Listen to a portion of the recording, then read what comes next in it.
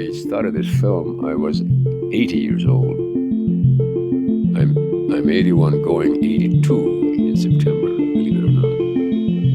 It shows, right? But I tell you what, man. Truth be told, despite some of the, at the beginning when I was very hesitant to do this, I was happy to do it.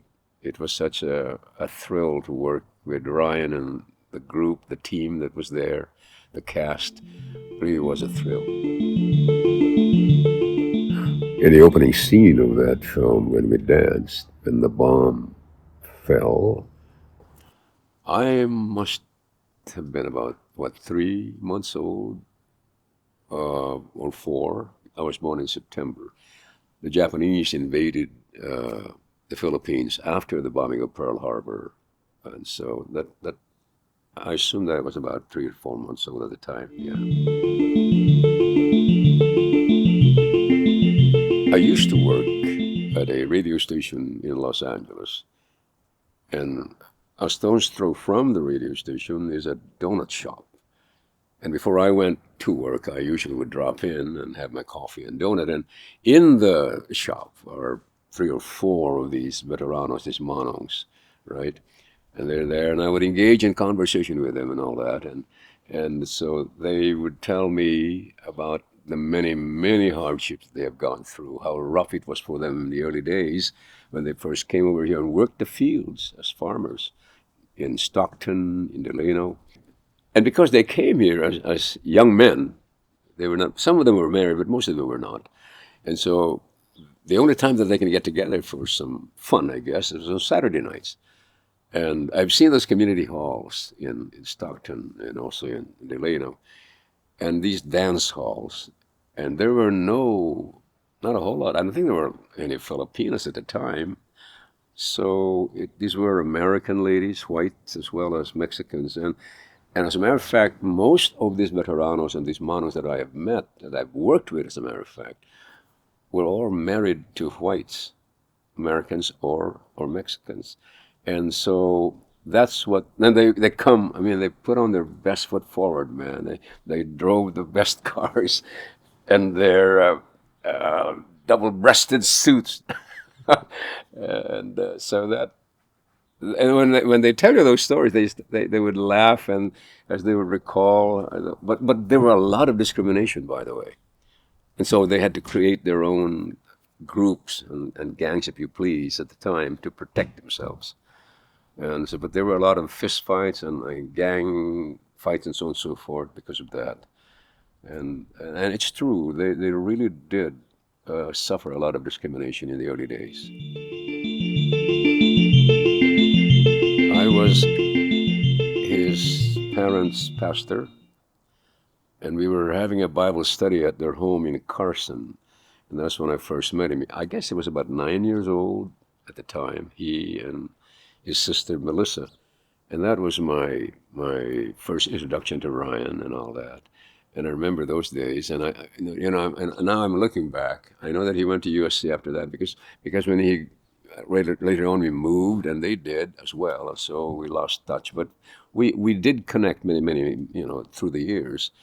And so, but then later on, I've heard that he went to film school at USC, and that he did this documentary of Manny Pacquiao and all that. I never really thought, to honestly tell you, that he would come all the way this way right now, or what he's done. And to think, just think about this. Who would have thought, not even in my wildest imagination, for example, that this film that's composed of amateurs and nobodies, actually, really, took the top award of the 23rd Beverly Hills International Film Festival, and then not only won prestigious award, but as a bonus, best editing. Ryan first came to me at our house and showed me the script. He said, Tito Thel, I've got this script I'd like you to read. And of course, I couldn't. I just leafed through it. Then he gave me the background of that particular story and all that, and then he said to me, "I would like you to be a part of it." I said, "What?" I said, "What?" "I want you to play the part of Rommel." I said, "Man, are you sure?" I said, I've done drama in school. Yes, I've done, and also church dramas and whatnot. And I was in radio and did that stuff. But I said, not this. He said, because this is film, right? He said, yes, it is. And I said, I can't do that, man. Are you sure? Are you sure you want me? He said, yeah, I know you can do it. In fact, I remember he said, I know you can do it. And so I said, okay, I'll give it a try. And so left me the script, and then the pandemic hit. And so when the pandemic hit, that was in May, I think it was, and they closed everything. I thought, okay, and honestly, John, I was relieved. I said, okay, this is not going to happen now. And I told my wife, thank God, I don't have to memorize this all of this lines, and and I really thought, this is it. This is going to be shelved somewhere, and that's it.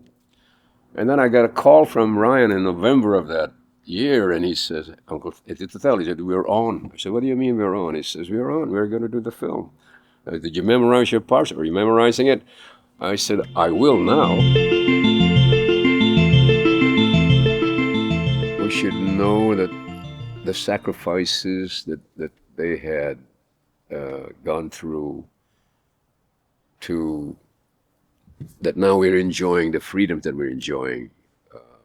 I think that we should recognize their contribution to the Philippine community at large.